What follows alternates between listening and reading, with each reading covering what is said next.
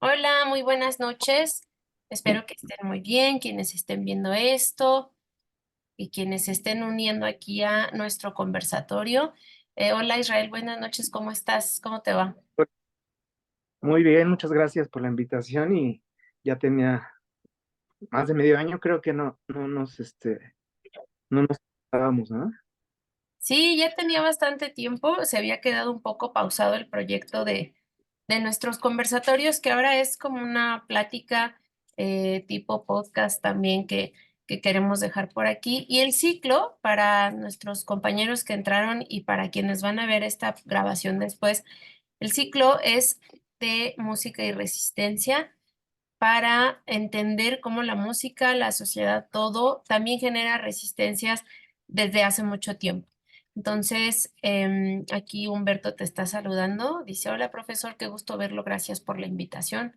Gracias Humberto por estar aquí también en nuestra plática donde vamos a hablar de gospel y también Emanuel Alejandro que está por aquí y otro compañero que está por acá, ¿no? Entonces, Guillermo. Hola, hola Manuel, hola Guillermo. Entonces vamos a empezar un poquito a hablar de lo que es nuestra sesión del día de hoy, que principalmente hemos elegido el gospel porque vamos a ir viendo como varias etapas de la historia de la humanidad de hasta nuestros días, en donde la música pues es un factor importante para marcar ciertas resistencias, ¿no? Entonces, primero...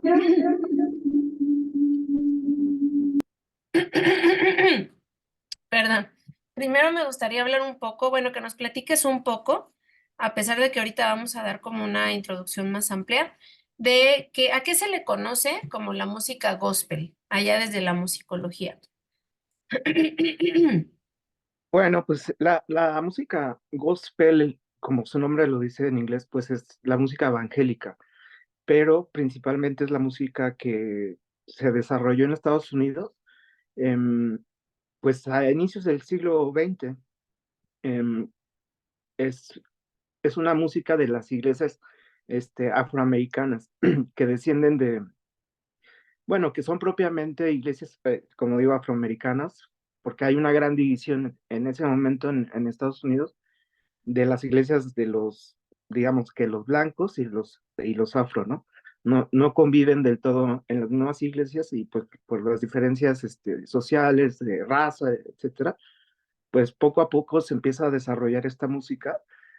Propiamente ya es hacia la década de los 20 y 30 cuando se desarrolla esto, sobre todo en Chicago, en, en esta ciudad en Chicago, comenzó en la zona el estado de Virginia, también en Massachusetts, pero poco a poco se empiezan a juntar distintos tipos de géneros musicales de los afros.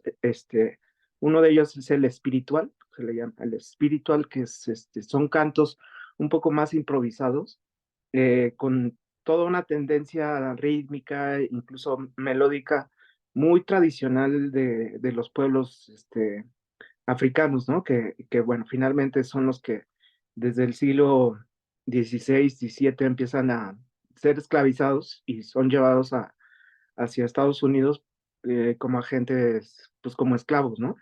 Entonces, estos cantos, estos espirituales, poco a poco son parte de la práctica religiosa, pero tienen características, te digo, que son como muy libres, y aparte, estas iglesias, evangélicas son de corte pentecostal, que es una línea dentro de las diferentes iglesias que hay bautistas, metodistas, y esta línea que es pentecostal, donde hay un poquito más de libertad, podría decirse, en cuanto a la expresión, ¿no? En las iglesias tradicionales no se aplaude, se canta, se cantan himnos, ¿no? Pero en las iglesias afro, pues empieza a haber todo un movimiento donde incorporan pues estas expresividades, ¿no? Y sobre todo, como, como vienen de una situación desde siglos atrás de esclavitud, el, ellos manejan mucho la libertad, pero espiritual, ¿no? Y del Espíritu Santo, entonces manifestaciones un poco, pues, como te diré, eh, muy expresivas, bailan, aplauden, tocan instrumentos, entonces se empieza a generar ahora sí lo que es la música gospel, cuando se mezclan estos elementos, por ejemplo, de los cantos, los espirituales, que son mucho más improvisados, con, ya con forma musical y con elementos muy relacionadas con lo que se está dando también en Estados Unidos, sobre todo en los bares, en los centros nocturnos, de donde también se va a desarrollar un poquito más la música a nivel instrumental, más hacia occidente. Y bueno, el blues y este tipo de música se va a mezclar junto con los espirituales y es propiamente lo que ya será el gospel, ¿no? Sí, y esto que dices, muchas gracias por la introducción hacia el lado musical. Y sí, pues tiene todo el sentido como con la parte histórica, cómo va desarrollándose, porque yo lo que pude ver en la investigación que realicé justo es que es música que surge, los espirituales, como les llamaban en ese momento, que eran como cuestiones un poco libres, como dices, improvisadas, y que eran, que ahorita que hablamos nosotros de la resistencia, son precisamente esa forma de poder como escapar un poco de lo que estaban viviendo en ese momento, porque eran, como decíamos, en este siglo XVII, etcétera, que eran los esclavos traídos a América, que traían pues esa riqueza cultural de donde ellos los habían pues traído, sacado, ¿no? A veces en contra de su voluntad, todo eso, y eran estos cantos con los que a lo mejor en lo que hacían su trabajo trataban de olvidar un poco esa opresión por la que estaban pasando. Y esta resistencia que yo vi en algunas de las canciones que estuve viendo, revisando, que era siempre hablar de la liberación, ¿no? En la lírica, pues, es hablar de algo feliz, no necesariamente como que reflejan realmente lo que estaban pasando, sino como este consuelo o esta esperanza de que todo puede salir mejor, de que todo puede salir bien. Y también algo que encontré muy interesante, creo, como parte de esta resistencia, es que en las mismas letras se mandaban este tipo como de mensajes en código, incluso para poder escapar de donde los tenían. Entonces hay algunas obras que dicen como que se están guiando por la cuestión de las constelaciones y están, ay, gracias, están diciendo de las constelaciones y van como dando pistas, que creo que esto era una parte de resistencia que en el momento en el que estaba sucediendo todo el proceso de la esclavitud era algo muy, muy visible, es algo muy interesante. Y después ya se incorpora a la parte religiosa, ya como esta mezcla tiempo después, ¿no? Y también es como algo muy característico de la comunidad afroamericana, ¿no? Ahora en Estados Unidos es algo que sigue ahí. Y yo lo que te iba a preguntar es, ¿tú sabías algo de esta parte, o sea, en la lírica, sobre todo de las canciones, cómo se mandaban estos mensajes y cómo iban dando pistas de esto? Y esta parte de pues de cantar desde el anhelo, ¿no? Desde algo que sea diferente a lo que está pasando. Y después, porque me imagino cuando pasaba esto, que estaban en sus lugares de trabajo haciendo el canto de los espirituales, pues era algo totalmente, sin instrumentos, ¿no?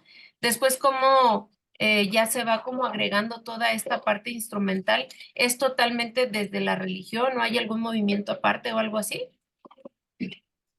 Bueno, pues primero,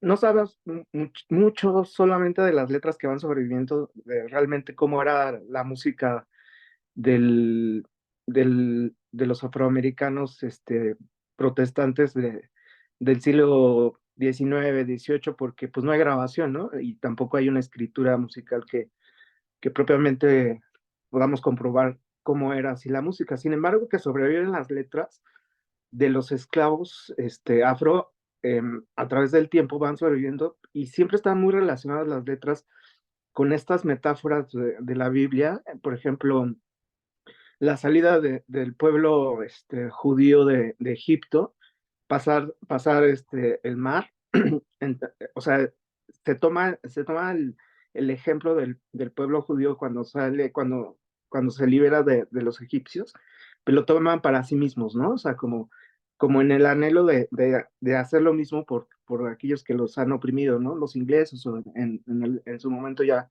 los propios estadounidenses, blancos, ¿no? Y en ese sentido, muchas de las letras hacen alusión como a esta cosa de la libertad que se da. También, por ejemplo, con los textos de un profeta que se llamó Elías. Este profeta Elías fue uno de los profetas más importantes del pensamiento y de la tradición judía, muy, muy importante. Y uno de los actos que hace este Elías es pues poner en ridículo a otro dios de ahí estaba sucediendo que el propio pueblo hebreo estaba teniendo como otras deidades, otros dioses de su momento. Entonces él hace un acto así sumamente simbólico donde el fuego de Dios cayó en un altar y entonces deshizo todo, ¿no? O sea, como que esa idea del fuego de Dios, como que va digamos que a, a vencer pues al pueblo malo, ¿no? Digamos.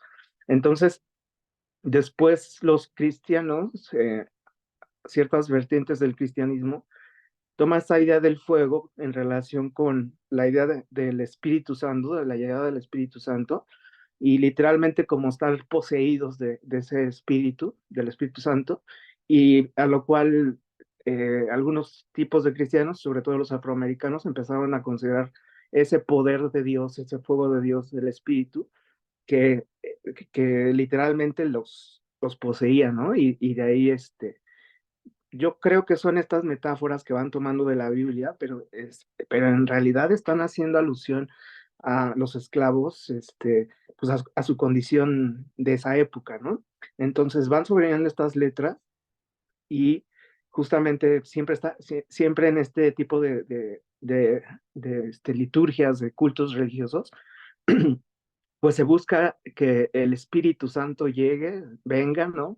Sean poseídos y a partir de ahí como esa fuerza todopoderosa de Dios, pues ahora está dentro de ellos, no importando que sean esclavos o tengan una situación, pues desagradable, ¿no? Y posteriormente van metiendo instrumentos musicales, te digo, muchos de los músicos de las iglesias también son músicos que están tocando en los bares en las noches, ¿no? Entonces se empiezan a mezclar un poquito, pues la práctica del centro nocturno, digamos, que es más movida, donde se baila, ¿no? Los cabarets, todo esto, lo introducen. Entonces, am, me parece históricamente hablando que el primer lugar donde aparece esto es ahí por la década de los 30 en la iglesia bautista de Chicago, y se va a introducir entonces, pues, esta práctica de los afro que están tocando en los bares, pero también se están introduciendo ahora los coros que ya como que se formalizaron de todos estos cantos que, pues como dices, se cantaban pues principalmente los afros se dedicaron a la siembra de maíz, de tabaco, ¿no? Entonces, en esos sembradíos es donde pues nacen los espirituales, y te digo, ya después se formalizará y será parte ya de una práctica que luego se va a extender en la década de los 30 y 40 por todo Estados Unidos. Y bueno, al final se vuelve tan popular, tan, tan importante que saldrá de las iglesias. Por ejemplo, Elvis canta a veces, o cantaba en algunos de sus conciertos, algunas canciones, algunos himnos, ¿no? Evangélicos, porque él era de esa línea protestante, y pues incluso trasciende ya no tan solo con los afros, sino con los blancos, digamos, ¿no? Sí, como que ya después se populariza, bueno, sí, se puede decir que se populariza un poco y sale de eso, del significado como inicial, pero a mí me llama mucho la atención el hecho de esta parte como de la música y de la misma situación social que uno puede vivir y cómo se elige a través de eso como la esperanza, ¿no? Que decíamos ahorita. Y también esto de cómo en o sea, la gente que tocaba en las iglesias era la gente que estaba en la noche, también en los bares, que era una apertura muy diferente y es, creo, a otro tipo de religiones, ¿no? Esto que decías, que nos decías al principio, de cómo es una ceremonia de este tipo de religión, bueno, que creo que no sé, es el Pentecostés, ¿no? Que nos decías que aplauden, que cantan, que bailan y esto, no lo vemos, no estamos como muy familiarizados a eso, em, porque la religión, bueno, la que yo conozco más, que es la católica, pues son como más solemnes las canciones, un poco más manejado desde la espiritualidad, como estar más tranquilo, ¿no? Incluso de respeto, ¿no? Y esto, pero ahí parece que hay mucha libertad en eso, ¿no? Yo creo, no sé tú cómo ves, que es como esta parte de la libertad que históricamente no podían tener, ¿no? Entonces es como vamos a nosotros, como dices, ¿no? De este fuego que del Espíritu Santo y todo. Al final se hace religioso, creo yo, también por la mezcla de pues, lo europeo que estaba y también pues las creencias que ellos traían y todo. Ya desde la parte como, como tu perspectiva también como psicoanalista, esto tiene mucho que ver con el ser el contraste total, ¿no? De algo que estás como, bueno, ya hace muchos años, ¿no? Ya después en los 30 que si bien no había esclavitud, sí había discriminación, ¿no? Y racismo y todo. Es como un espacio en donde puedes como sentirte libre, porque allá afuera pues eres una persona oprimida totalmente, ¿no? Y que lo vemos mucho en mucha de la música, de la resistencia en la música, que se habla desde lo que no puedo hacer, ¿no? Desde lo que no puedo alcanzar. Entonces eso, ¿tú cómo lo ves? Como desde esta parte de la mente, digamos, del cómo construimos siempre lo que queremos hacer o queremos ser, ¿no? Porque te digo, todavía ahí ya no había esclavitud ya en el siglo XX, pero sí había mucho racismo que creo que hasta los 60, 70 se estaba quitando, ¿no? Esta libertad que hay en estos cantos y esto, y aparte la probabilidad de ser por la noche estar en un bar y en la mañana estar en la iglesia tocando, eso no sé, no lo veo mucho en otros, en otras religiones. ¿Eso tú crees que esté relacionado con esta parte de decir, estuvimos tantos años esclavos, ahora en este lugar, en este aquí y ahora, en este espacio, somos libres de hacer todo como queramos, como romper como el molde de lo que es la dogma religiosa? Bueno, son varias cosas, ¿no? En- yo creo que no es único de los afro, sino yo creo que es parte de la humanidad el hecho de que eh, esta palabra que ocupaba Freud, que es la sublimación, ¿no? El hecho de hacer algo en relación a un padecimiento o alguna situación precaria, esa parte de hacer algo y muchas veces se relaciona con, incluso pues con la música, con las artes, con la escritura, ¿no? Con las maneras en cómo hacemos algo, que van muy relacionadas, yo lo pienso desde la infancia, ¿no? O sea, una de las maneras de sublimar está muchas veces en los juegos, ¿no? En los juegos, no los juegos que ya tienen reglas, pues, o sea, como los juegos ya organizados, esos ya están en una sistematización para ganar, etcétera, ¿no? Pero el juego a veces en los niños que es demasiado, de la nada, están jugando de la nada, agarran un hilito, agarran, tierra, ¿no? O sea, es una manera de hacer, o empiezan a pintar, ¿no? O sea, los niños son fantásticos en ese sentido, porque todo el tiempo están como entre que haciendo algo y que para la vida adulta, pues es como, ya no juegues a eso o ya estás perdiendo el tiempo, etcétera. Pero eso es una respuesta, ¿no? una respuesta propiamente incluso a la angustia, a los problemas, etcétera. Entonces, es parte del ser humano siempre estar en un hacer, eh, no como para producción, ¿no? Sino en un hacer de repente, te digo, dibujar o muchas veces uno, por ejemplo, esto es muy chistoso, pero muchas veces cuando tenemos miedo, por ejemplo, supongamos que vamos a salir y está oscuro, empezamos a entonar algo o a silbar. O sea, luego cuando uno está solo y pues ya se da cuenta que no hay nadie, uno empieza solito, ¿no? Y sin pensarlo, tararara, ¿no? O aplaude uno, hace algo en relación al sonido, porque es muy, muy importante esto que hacemos sonidos muchas veces para estar acompañados, ¿no? Por ejemplo, hay gente que pone a veces la televisión en lo que se arregla, se está vistiendo y no la está pelando, pero para nada. Y lo que en realidad lo que quiere es el sonido que lo acompañe, ¿no? Entonces, te digo, no es propio de la cultura afro, pero sí es evidente que no tan solo en los lugares de esclavismo, sino en los lugares de trabajo, de pronto la gente empieza a cantar o empieza, eh, no sé, a hacer bromas, etcétera, y muchas veces está relacionado también pues con la fatiga, ¿no? Está relacionado también con lo pesado de la vida, con la tristeza, etcétera. Entonces, empiezan a surgir estos cantos que ya serán como sello de, pues de esta cultura, ¿no? Ahora, como dice, sí, sí, no estamos tan acostumbrados en México, por ejemplo, a estas iglesias, a las iglesias pentecostales, que son muy, muy, muy grandes.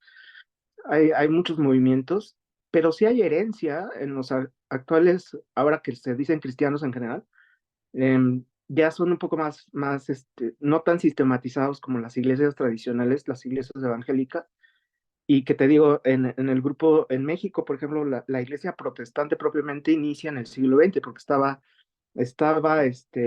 prohibida, ¿no?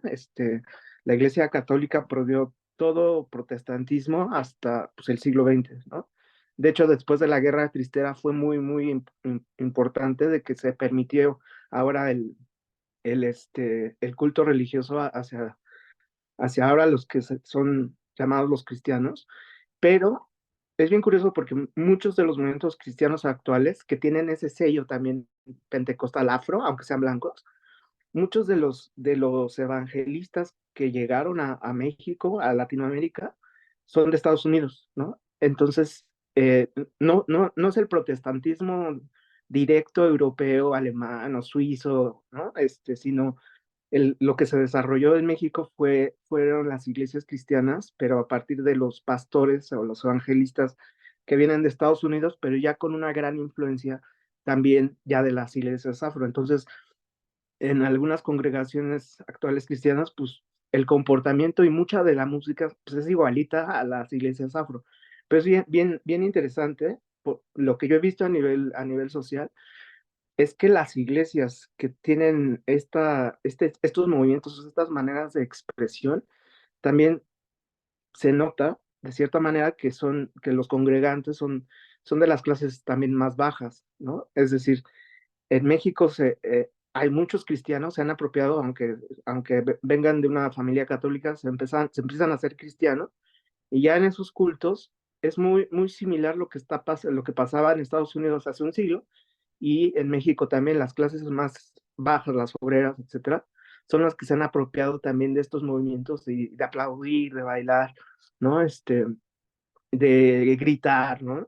Todas esas cosas son parte y yo creo que por eso en gran medida muchas de estas congregaciones pues están llenas, o sea, ¿por qué? Porque es el lugar donde sí pueden expresar ciertas cosas, ¿no? Entonces, bueno, también hay otros fenómenos, digo, será quizá para otro programa, pero por ejemplo, en los llamados sonideros, que es pues las fiestas que hay digamos que en las colonias populares, se permiten ciertos tipos de bailes, ciertos movimientos que no se lo permitirían normalmente. Hay todo un estudio alrededor de eso, de cómo los hombres pueden bailar con los hombres y con ciertos movimientos pues, sexualizados, pero que es en el baile y en el evento, pero ya después de ese evento ya no se, o sea, no lo manifiesta, ¿no? Entonces es bien interesante cómo, sobre todo en sociedades a veces precarias o que están pasando por una situación compleja, la música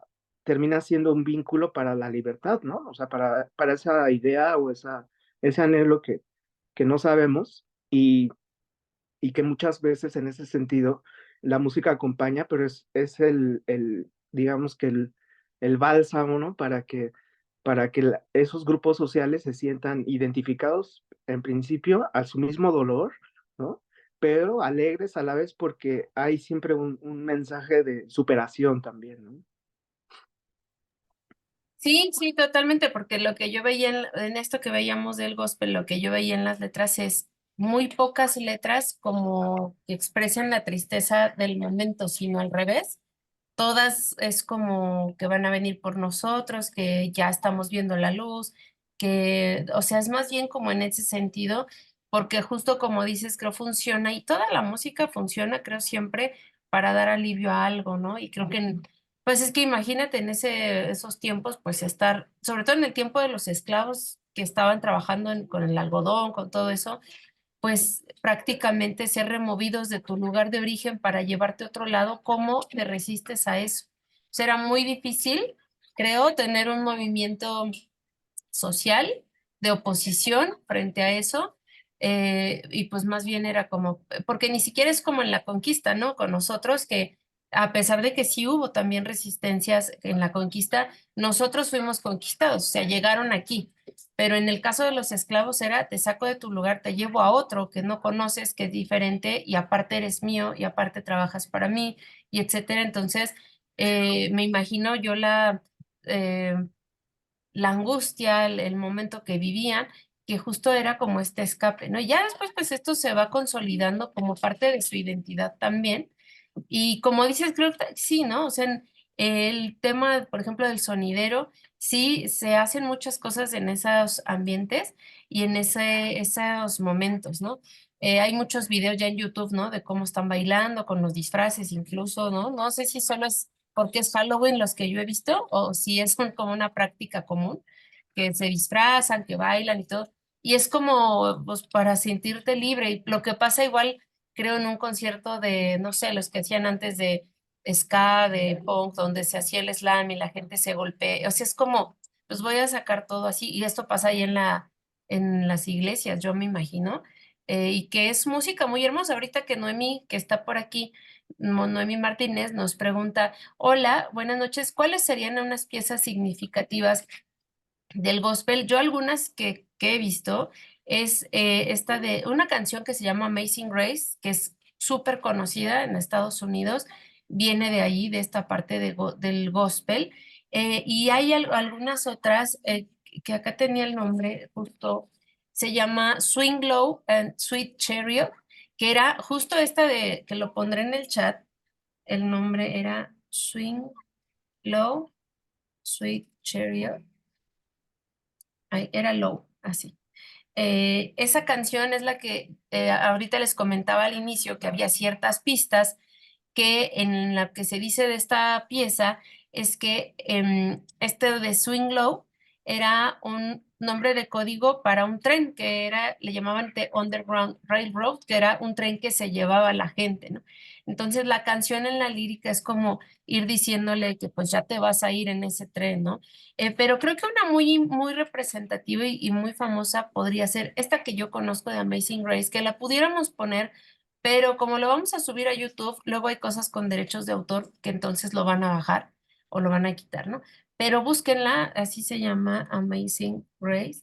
Y la canta, pues mucha gente, ¿no? O sea, puede ser desde un coro de gospel de una iglesia hasta, no sé, vamos a decir Whitney Houston, ¿no? O algo así, que era, como dices, que tras, o sea, sale, ¿no? De las iglesias y de la cuestión del esclavo y se hace hacia la música popular, bueno, a la cultura popular también, ¿no? Más bien como lo que ya se ha abierto a todos. ¿Tú conoces alguna o algo que le pudieras decir a Noemí? Ah, hay un canto así muy simbólico de estas iglesias, que es de la década de los 70, que se llama Precious Lord, Take Me Her, este, precioso Señor, toma mi corazón, ¿no? Y es un canto muy fuerte, tiene pues la letra es literalmente, toma mi corazón, o sea, toma todo de mí, ya no sé nada, ya no sé nada, ¿no? De mí, y es que es una letra que viene de la muerte de hijos y de una esposa y todo. Entonces es bien desgarradora, pero a la vez que es desgarradora, es muy profunda y uno la escucha y verdaderamente pues siente mucha paz, ¿no? En la idea de, toma mi corazón, toma todo mi ser, le está diciendo a Dios, y dependo 100% de ti, ¿no? Entonces, uno la escucha y dice, qué fuerte, porque en los momentos más angustiantes de la vida, de pronto hay veces de que lo que queda es decir, Dios, ahora sí tú hazte 100% responsable porque yo no sé nada. Y ese canto transmite. También, ¿cuál sería el...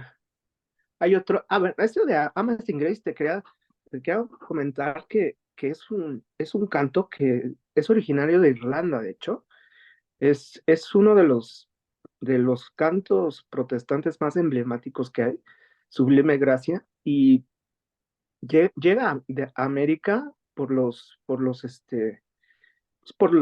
evangelistas o por los cristianos que vienen de esa zona de Irlanda, este, que pertenecerían de cierta manera a la iglesia anglicana, una rama del protestantismo, pero lo que sucede es que los espirituales negros, ¿no? Que se cantaban en los cultivos, en los lugares donde estaban siendo esclavizados, lo interesante es que cuando llegan estos himnos europeos, se van a mezclar con toda digamos que el ethos, con toda la expresión de los afro. Entonces ahí se hace esa mezcla, esa lírica, se van mezclando como que los estilos, ¿no? Entonces sobrevive dentro de la iglesia afro, Sublime Gracia también es uno de los grandes. Hay otro, en español es cuán grande es él también, es un himno muy, muy importante. Digo que hasta Elvis lo cantó. Este, y bueno, y van sobreviviendo así. Ahora, como tú dices, a diferencia de México, realmente es que nuestra cultura es una mezcla, ¿no? Propiamente ni siquiera podríamos decir que llegaron y nos conquistan, sino que pues, nosotros conquistamos a nosotros mismos, ¿no? Entonces, pero sí hubo esclavismo afro en México. Lo que pasa es que esas páginas de la historia no nos las cuentan del todo porque son medio macabras, ¿no? Pero llegaron los africanos a nuestro territorio siendo esclavos, ¿no? Tal cual. Y sí vemos una gran cultura afro en México. De hecho, hace unos meses se inauguró así como no me acuerdo qué día fue, pero el día de la afro-mexicaneidad, ¿no? Y vemos en territorios como Guerrero, vemos en territorios en Veracruz, en algunas zonas de las costas, donde hay una gran, gran influencia afro, ¿no? También. Y en México, fíjate que en Guerrero hay ciertas ramas de sones. Ahorita me viene uno a la mente que es, de hecho, que un estudiante está haciendo una tesis sobre esto, el son huachicolero se llama.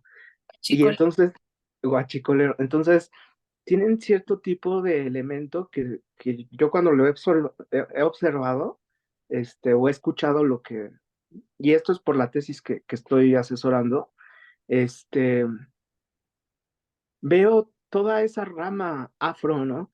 Que está, y sin lugar a dudas, este tipo de manifestación musical que sobrevive hasta nuestra época en esas zonas de la Sierra de Guerrero, también están manifestando situaciones de lo que pasaron, ¿no? Porque también fueron esclavos. De hecho, se sabe que también hubo una matanza brutalísima de cientos de afros que eran esclavos y en México pues hubo toda una matanza, incluso hasta de orientales, ¿no? O sea, hubo una gran presencia de chinos en el siglo XVIII, XIX, pero después como que se exterminaron, ¿no? Entonces, eh, sí vemos que en Estados Unidos hubo exterminios también para de los pueblos originarios, digamos, de allá, pero los esclavos negros que llegaron de África, de cierta manera sobrevivieron. Hubo rebeliones, de hecho, muchos movimientos de rebelión. Y yo no sé si tú has visto, y les recomiendo a todos que vean una película que se llama eh, Django. Ah, sí, la he visto hace mucho. ¿La de Tarantino? Ándale, Django, ándale. Entonces, de cierta manera, hay Tarantino que, digo, es muy irónico, todo en todas sus películas es como grotesco, ¿no? En gran medida, pero está tramando esta idea que los afro tenían desde siempre, o sea, era el que se emancipara el esclavo y triunfara sobre los propios blancos, ¿no? Sobre los dueños de los cultivos. Claro, en la película es muy exagerado todo, ¿no? Ya sale Leonardo DiCaprio y este que era un esclavo y que va en búsqueda de su amada y todo esto, es una historia de heroísmo, pero ese tipo de mensaje está muy metido en las letras de los cantos religiosos, ¿no? Sí, sí, sí, es que es esta parte también como de del sentirte bien entre tanta catástrofe, ¿no? Que puede estar pasando en ese momento. Y aquí dice David Banks, dice, The Amazing Grace, yo tengo entendido, ay, espérame, que fue escrito por un capitán de barco que transportaba esclavos y se llamaba John Newton y está basado en un susurro que hacían los esclavos en el barco. En la biblioteca del Congreso de Washington está impreso el original donde dice letra John Newton, melodía desconocido. Pues sí, es que puede, bueno, siempre cuando hay obras así, creo que hay diferentes historias de quién fue el autor y eso sí ahí está documentado, pues sí puede ser. Lo que sí es que el himno después se retoma en esta parte gospel, ¿no? Bueno, como que se hace un hito importante en esta cultura del gospel. Pero gracias por el dato aquí para David.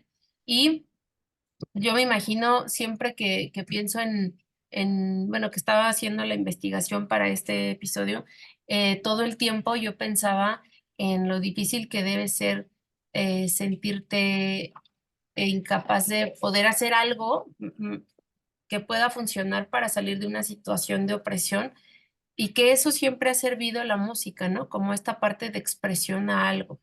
Claro que aquí vemos estas letras que son como inspiradoras y que nos dan esperanza y que son desgarradoras, como esto que decías de esta pieza de la muerte de los hijos, que sí leí también por ahí. Y sí, totalmente, la parte religiosa ayuda a sobrellevar la situación. Es lo que apenas estaba dando yo una clase ayer allá en la universidad y les decía, la religión es necesaria socialmente, o sea, no es que digamos católico, judío, cristiano, budista, no, la que sea, porque necesitas ese refugio en algún momento. O sea, siempre yo les pongo el mismo ejemplo, ¿no? De ir amordazado y con las manos amarradas en la cajuela de un coche y qué es lo primero que pensamos.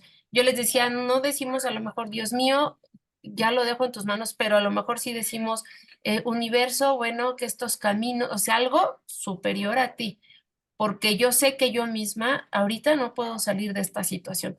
En el caso de estas canciones, yo sé que ya no puedo traer a mis familiares muertos, ¿no? Yo sé que esto ya no va a pasar, pero dame ese alivio un poco, ¿no? Con la religión.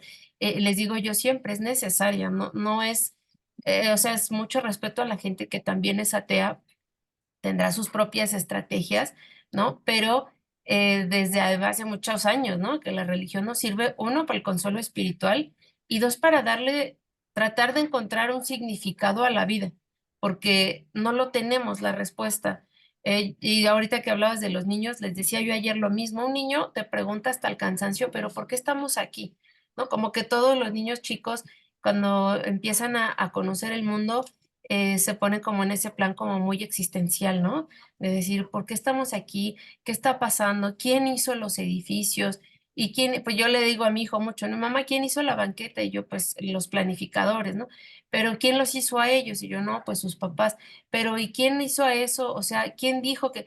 Y llegan a un punto en el que uno dice, pues no sé, es que así, casi casi como Mero Simpson, ¿no? Así ya estaba cuando yo llegué, ¿no? Ya, ya no vi cómo lo hicieron. Pero entra a ese plano y a veces mucha gente es lo que dice, es que Dios así lo hizo, es que el universo así lo acomodó. Para eso nos sirve mucho la religión. Incluso toda pues, la música religiosa tiene ese efecto, ¿no? Ya sea de la que sea está, pues tiene sus orígenes en esta esclavitud tan fuerte y que luego ya se va popularizando. Incluso, pues te decía, en la cultura popular nosotros conocemos muchas canciones, ¿no? Pero creo que a mí me parece bien, bien padre cómo en esta música en específico y que hablamos de resistencia ante lo hegemónico, o sea, ante lo que ya está ahí y que así es y no va a cambiar en un rato. ¿Cómo te puedes resistir en esos tiempos siendo parte chiquita? Porque aunque había esclavos africanos llegando a América, no eran la gran mayoría, ¿no? O sea, eran todavía una minoría. ¿Y cómo le haces para rebelarte cuando eres una minoría?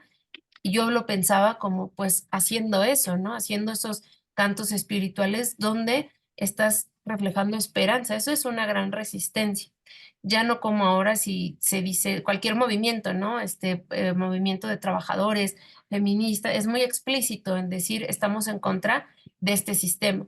Pero ahí no podían hacerlo porque pues ahí sí peligraba al 100% su vida, ¿no? Y todo. Y cómo, qué interesante llevarlo por ese lado del refugio y de decir, bueno, todo va a estar bien, y pues no podían hacer nada más, ¿no? Es esto. Luego la música, como nos decías, ya se lleva al plano religioso, muy distintivo este tipo de, mm, de música. Y yo te quería preguntar, la verdad no sé, por eso te pregunto, a lo mejor tú tampoco sabes, a lo mejor alguien de aquí sabe, pero ¿tendrá alguna relación? Yo no sé, esta música cómo fue evolucionando con el jazz, por ejemplo, ahí en Orleans, que es que empieza como el movimiento del jazz, también con la comunidad afroamericana, ¿no? Me parece, no sé. A ver, cuéntanos si tú sabes, si no, pues no sabes, y ya vemos quién sabe, ¿no? No, claro, tiene mucho que ver, pero mira, el jazz tal cual podríamos considerarlo que es un movimiento que surge como tipo nacionalismo en Estados Unidos, ¿no? Es decir, ¿cuál es la música emblemática de Estados Unidos? Es el jazz. Así se empezó a generar, así como en México hubo un movimiento nacionalista en la música en la década de los 30, 40. En Estados Unidos también empezó a haber ese movimiento donde los músicos blancos, por decirlo así, empiezan a tomar recursos de la música afro y específicamente de esto del blues, por ejemplo, que son minorías, ¿no? Y también se empieza a hacer como una sistematización de toda esta música junto con la música modernista propiamente europea, ¿no? Entonces, el jazz ya es un derivado más bien te digo, en una relación un poco más nacionalista, porque los estadounidenses, así como cualquier otro país, en algún momento se preguntaron, pues, ¿y cuál es nuestra música, no? O sea, ¿de dónde va, qué es lo emblemático de nosotros, no? Entonces, se empezó digamos que a sistematizar muchas de las corrientes musicales, tanto europeas, pero también así los ritmos y cierto estilo que sin lugar a dudas pues es de afroamericano, ¿no? Eso, por un lado.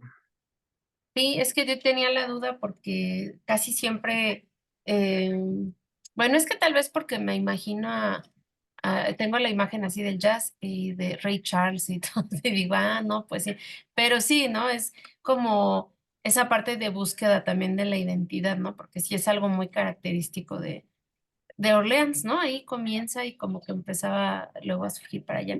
Y sí, claro, se influye, ¿no? Una cosa con otra, pero entonces el jazz ya no es tanto, obviamente, una cuestión de resistencia, ya es más bien de identidad nacional, ¿no? Por lo que me dices.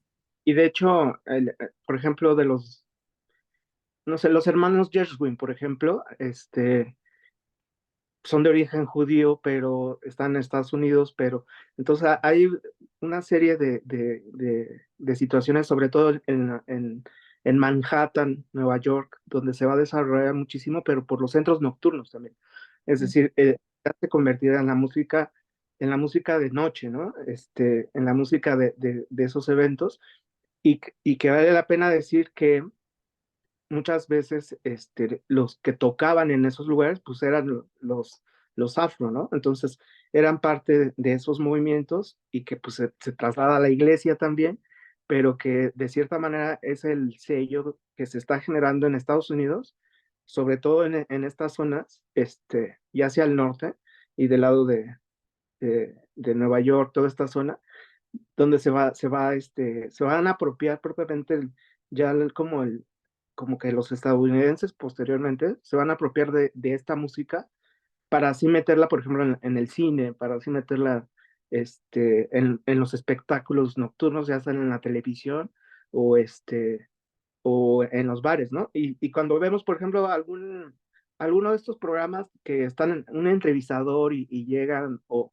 llegando incluso, este, valga las distancias, ¿no? Pero hasta los programas de Paco Stanley, si te das cuenta, está una banda que está amenizando, pero tiene todo el sello del jazz, o sea, es muy obvio, o sea, la trompeta, el saxofón, el trombón, o sea, esto que de cierta manera también se desarrolla en las big band, este, de cierta manera, va a influir ya en la cultura popular, pero para toda América, ¿no? Bueno, ya en general es este tipo de música que nace justo en estos lugares, pero te digo, ya se va sistematizando con otro tipo de producciones, ¿no?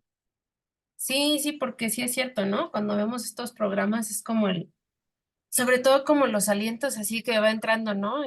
Digo en los de Paco Stanley, en Jimmy Fallon ahorita, o sea, todos esos es que entran así, ¿no? Y se apropian de eso. Dice David Banks otra vez, el nacionalismo es cierto porque cuando los blancos y los italianos comenzaron a apropiarse del jazz, muchos músicos famosos afroamericanos crearon el hard bop, que es una subrama súper compleja de ejecutar y lo hicieron para evitar que los blancos se apropiaran de esta música y seguirla asociando con los afroamericanos.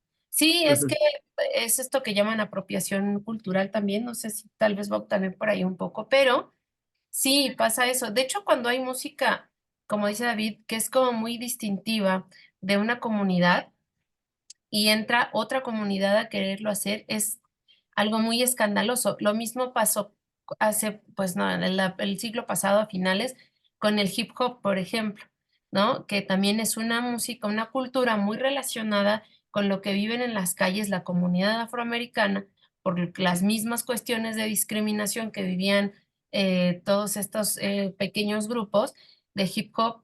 Y que eso hablan en sus letras, ¿no? Los primeros grupos y todo, y que luego, el primero que recuerdo que llega y que nos tocó a nosotros de niños conocer fue este Vanilla Ice, ¿no? Que era de risa, la gente no le creía nada, obviamente pues, los afroamericanos que estaban en ese momento, pues ni le hacían caso, ¿no? Tampoco era tanto que lo rechazaran, pero no le hacían caso, y él quería según hacer rap, que era en ese momento, pero pues no se parecía en nada a lo que estaba haciendo Dr. Dre y toda esa escuela de hip hop, ¿no? Entonces, pues no, ni siquiera lo hacían caso. Luego ya, el único que yo ubico que sea una persona del hip hop blanca, digamos, es que yo conozco, a lo mejor ya hay más, es Eminem, ¿no? Y eso porque está padrinado por Dr. Dre, ¿no? O sea, ellos metieron a la gente que ellos consideraron, pero sí pasa mucho esto. Entonces, como nuestra música, y entonces vienen y se apropian, y además porque se les da más visibilidad, yo creo, ¿no? El decir, nosotros somos quien lo hicimos, quien empieza esto, y luego vienen y se lo llevan. En Estados Unidos hay mucho de eso entre la comunidad afroamericana y los blancos, digamos, que me choca usar esas distinciones, pero pues ¿cómo le decimos, no? No hay de otra. Bueno, había estas fusiones también, ahorita me acordé de hip hop blanco, como los Beastie Boys, pero los Beastie Boys eran también, no era totalmente hip hop, ¿no? Era como una cosa también ahí entre eh, rock alternativo, no sé, ¿no? Pero eso es como de otro programa. Pero sí, justo lo que dice. Y mira, esto yo no conocía la rama, tú la conocías del hard bop, que era algo súper complicado para que no lo tocaran. Sí lo habías, no sé si David a lo mejor sea tu alumno o algo No, así, no, porque no digo, sé, sabe mucho, a lo mejor pues sabe estudiar música, ¿no? no sé, pero saludos a David por sus buenos comentarios. Y pues ya, entonces, eh, esto principalmente ya para ir como cerrando nuestro episodio, eh, yo elegí y pensaba en el gospel por ser una de las primeras resistencias que creo que puede haber en la música desde mi conocimiento, porque era justo música que hacían un grupo oprimido y que lo hacía en términos no de rebelión, sino de como bálsamo, como dices, como tratar de no estar en este lugar en este momento.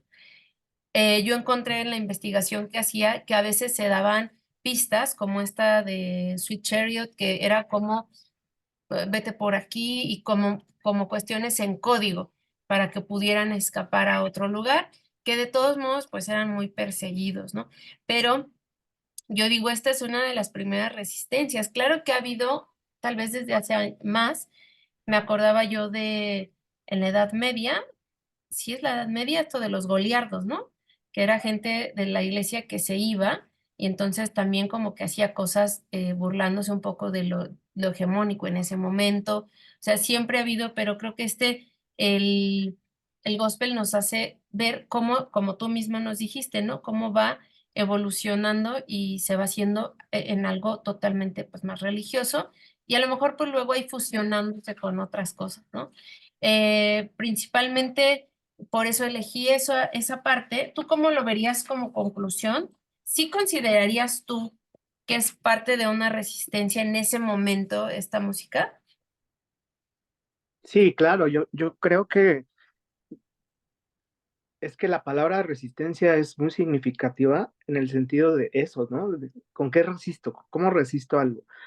Eh, Uno resiste enfermedad, uno resiste pérdidas, uno resiste, o sea, así funciona la vida, ¿no? Uno resiste constantemente el calor, el frío, o sea, padecimientos, pero cuando se trata de algo tan profundo como el esclavismo, que nosotros creo que no alcanzamos a dimensionar qué es ser esclavo, ¿no?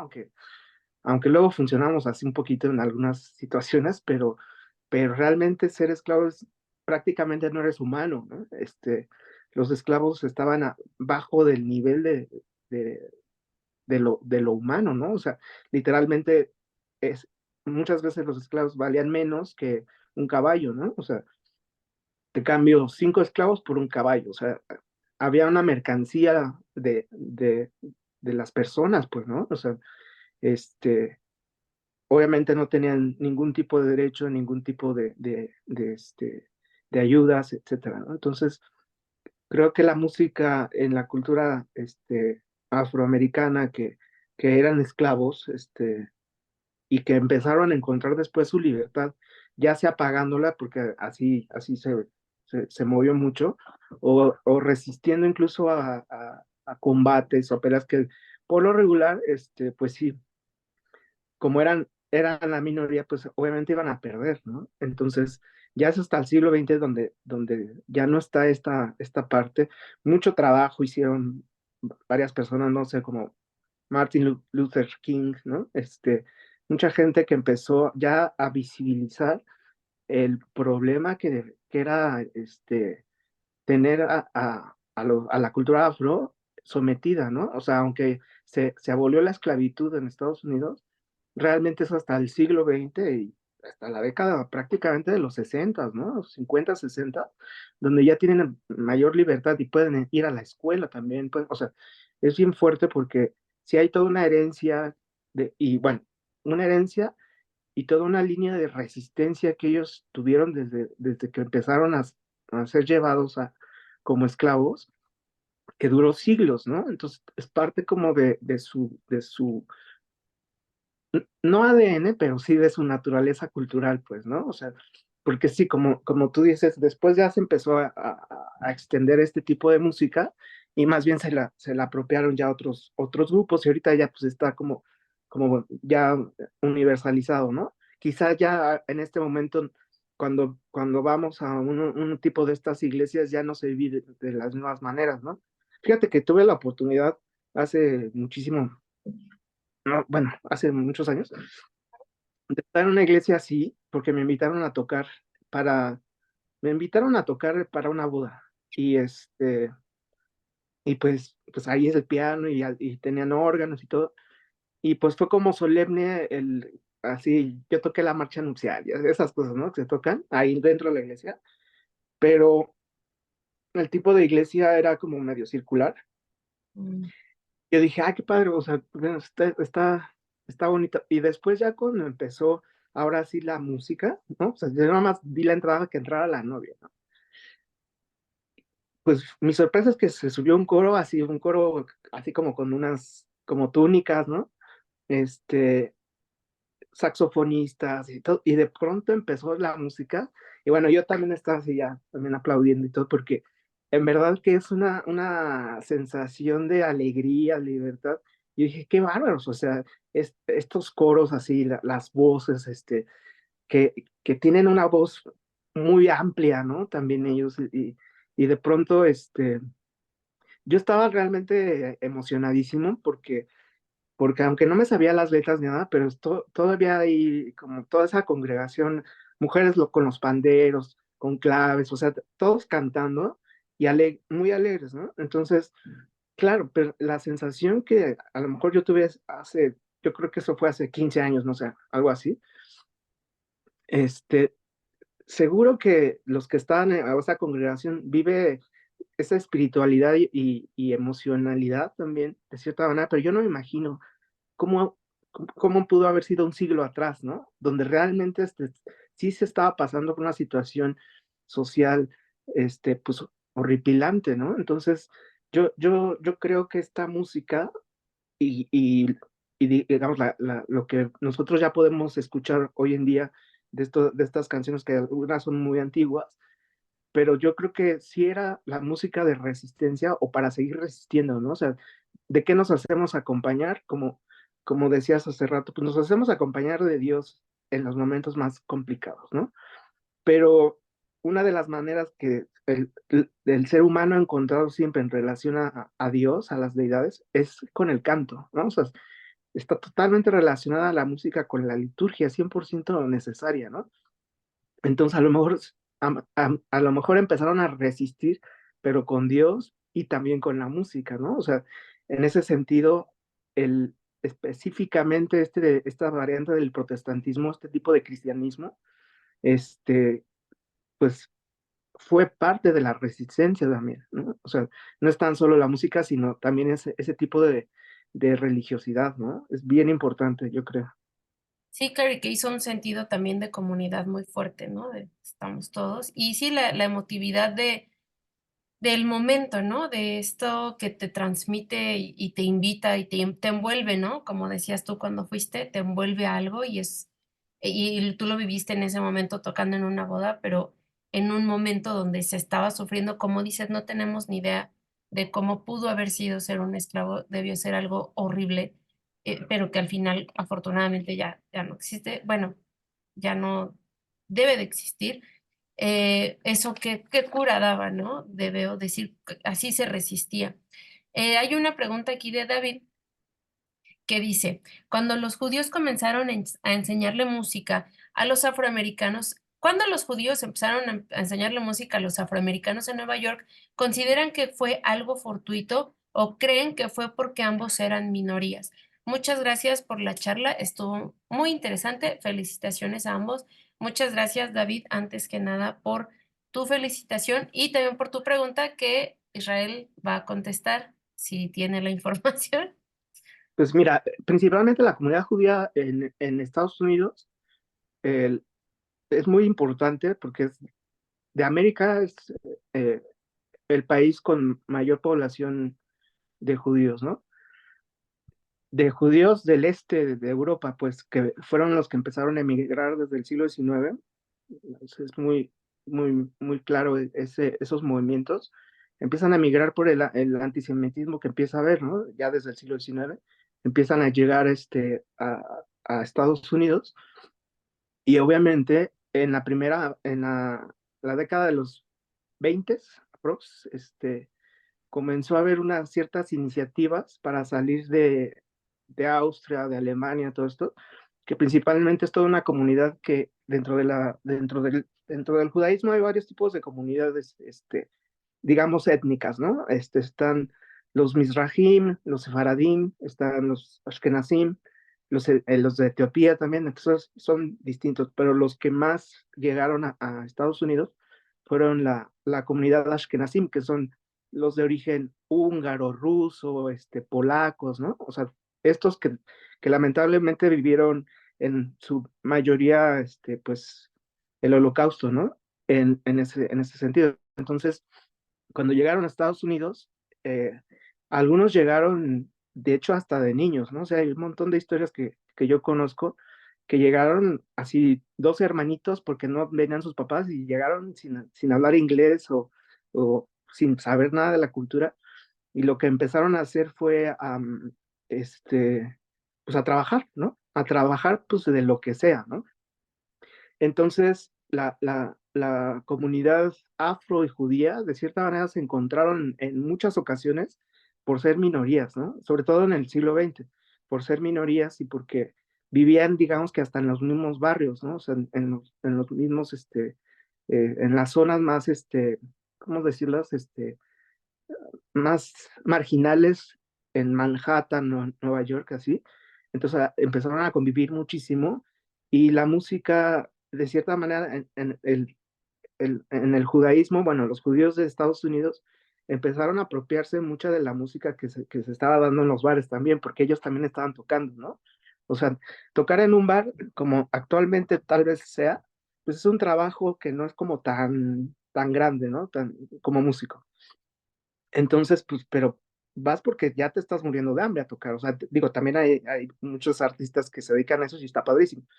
Pero vas realmente a amenizar a alguien que está tomando, ¿no? Entonces, muchas bandas se empezaron a hacer de judíos y afros, ¿no? Entonces, pues quizá por eso es tan significativa, por ejemplo, la película de Woody Allen, la de Manhattan, y todo está lleno de jazz, y tú te das cuenta como se convive, sobre todo en estas ciudades, en Manhattan, en Nueva York, se convive mucho entre los judíos y los afro, ¿no?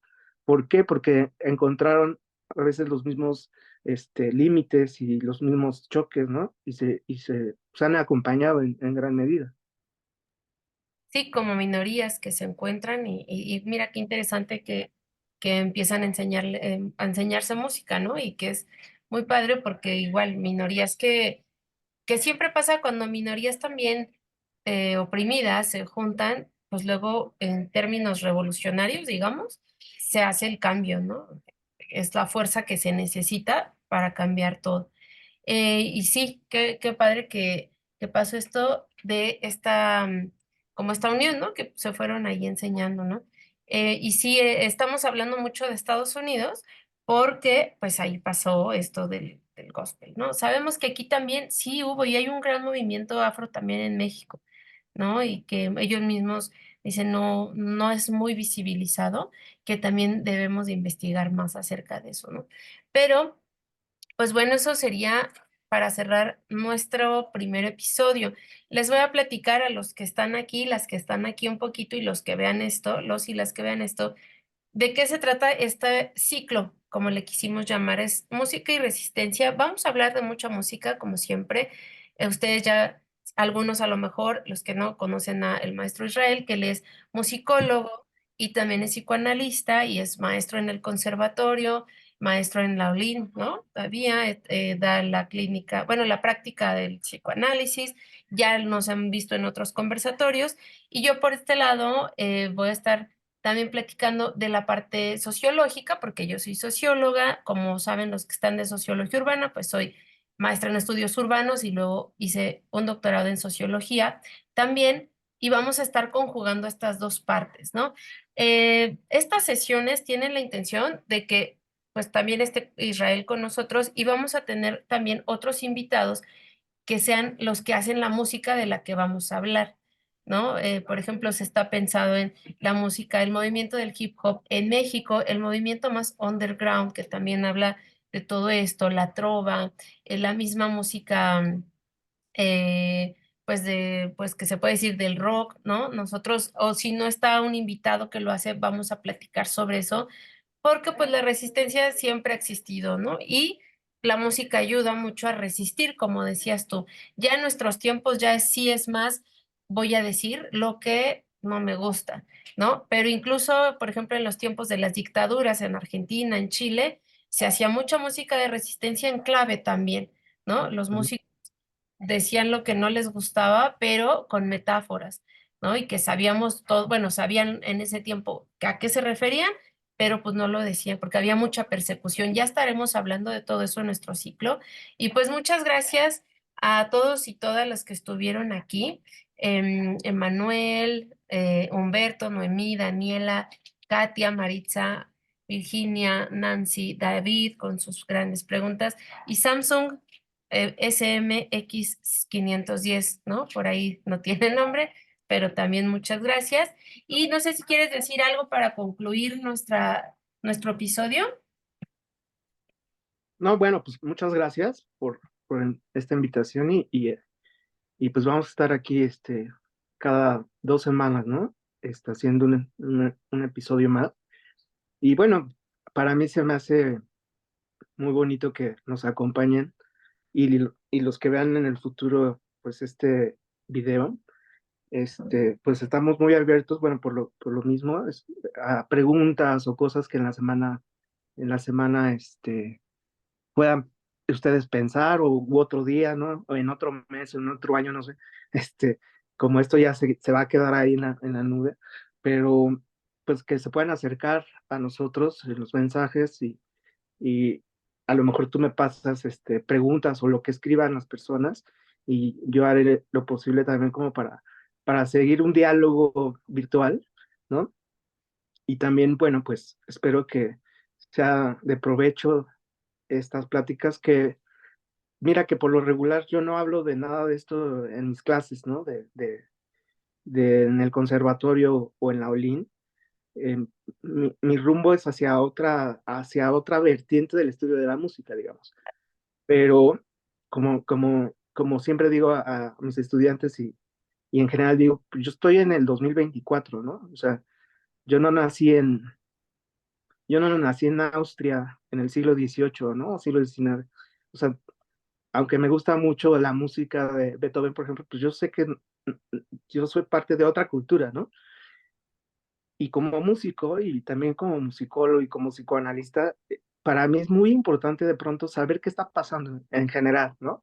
En política, en deportes, o sea, a lo mejor es más bien que soy medio chismoso, pero me gusta estar muy informado de lo que está pasando a nivel casi siempre geopolítico, ¿no? Digo, no estudié esas ramas, no me ha dado tiempo, digamos, pero para mí es muy, muy revelador estar en conocimiento con lo que está sucediendo en política, en economía, en religión, etcétera, para seguir sustentando muchas veces el por qué suena así lo que suena, ¿no? O sea, en el caso de la música. Incluso hasta en cuestiones como psicoanalista, no puedo ser ajeno a lo que me están contando las personas, ¿no? O sea, me cuentan, sí, parte de su vida, cosas de sus problemáticas, etcétera, pero también me doy cuenta que sí influye el contexto, influye el tipo de familia, influye en qué ciudad vives, influye todo lo que está a nuestro alrededor, que bueno, propiamente es tu parte, ¿no? O sea, el estudio de bueno, de saber qué está sucediendo a nivel social, urbano, ¿no? Incluso cómo está diseñada tu ciudad va a determinar hasta tu carácter, ¿no? O sea, si hay puentes peatonales o no los hay. O sea, esas preguntas que de repente al platicar contigo o me dices eso que es como tan obvio, pero que nadie lo ve, a nosotros nos deja muchas preguntas y respuestas de cómo incluso el sentir de las personas es, o sea,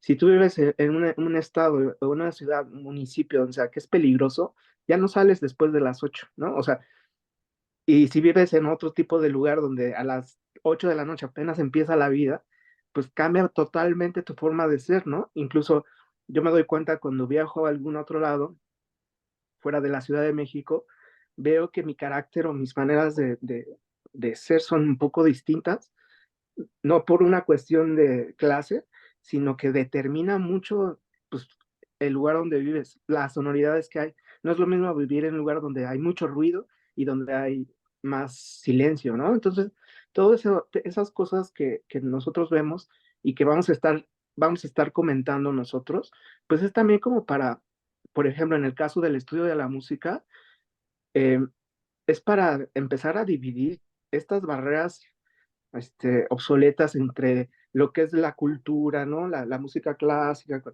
y empezar a hablar de ciertas situaciones que a veces dentro de los propios músicos de escuelas, digamos, de conservatorios, decimos, ay, qué asco, qué asco de música, y en realidad lo que en el fondo lo que estamos revelando es nuestra identidad, ¿no? Porque ni hablamos de música.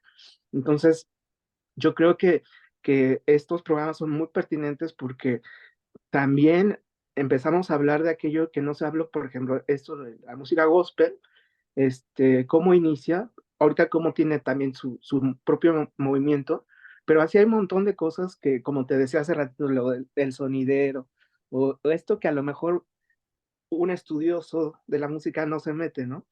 Pero en verdad que es bien atractivo y bien importante reconocerlo.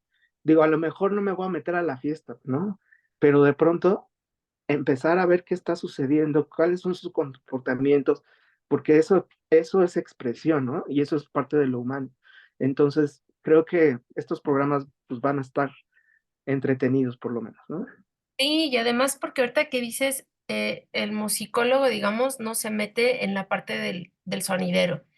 Y nosotros, los que hacemos sociología y las que hacemos sociología, nos metemos a la parte de la como construcción de la fiesta, del sonidero, de los símbolos, de los significados, pero en la música ya no nos metemos tanto. O sea, es como estoy viendo las dinámicas y todo, pero es bien interesante, que es lo que yo también hablo mucho en mi página con la cuestión humano-no humano de la teoría actor-red, ver cómo nos influimos todos, ¿no? Esto que decías de las, depende cómo es la ciudad, lo acabamos de ver justo en un curso que estoy dando, que se llama así Tejidos Urbanos, que abordamos desde Teoría Actor Red.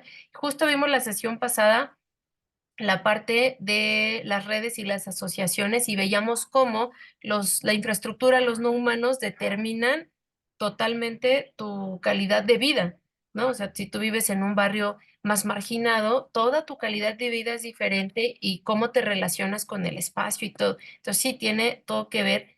Y sí es como, se trata de hacer como ese puente porque la música, como se estudia en el conservatorio, que yo también tuve la oportunidad de estar ahí muchos años, nomás que yo me salí porque era muy pesado, es diferente, como lo vemos, la parte en sociología, no nos metemos mucho a la parte de la música, de la emotividad, de lo que te hace sentir, de la pieza, más bien en como otra cosa, ¿no? Entonces creo que eso es muy pertinente, como dices, y dice David, me encantó el programa, los felicito. Como sugerencia, pueden hablar desde el son jarocho y piezas como el chuchumbe.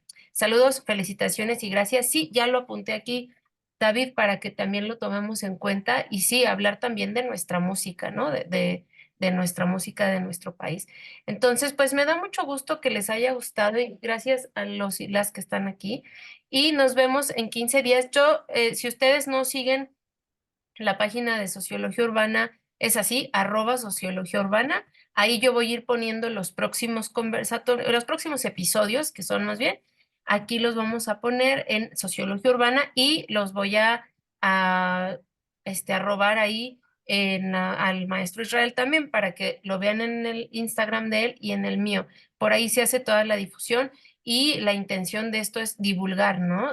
Que participen y que se haga esto que se hable desde estas dos vertientes, ya hablar como de la transdisciplina, ¿no? Ya dejar como esta parte disciplinar tan vieja que ya tenemos desde hace muchos años y hacer puentes, ¿no? Entonces, Pues muchísimas gracias, Israel, muchísimas gracias todos y todas. Y este video lo voy a subir a la página, al canal de YouTube de Sociología Urbana. Ahí se van a ir guardando estos videos por si los quieren volver a ver por algún dato, lo que necesiten. Muchas gracias, buenas noches, que estén muy bien y nos vemos muy pronto. Hasta luego. Adiós. Bye.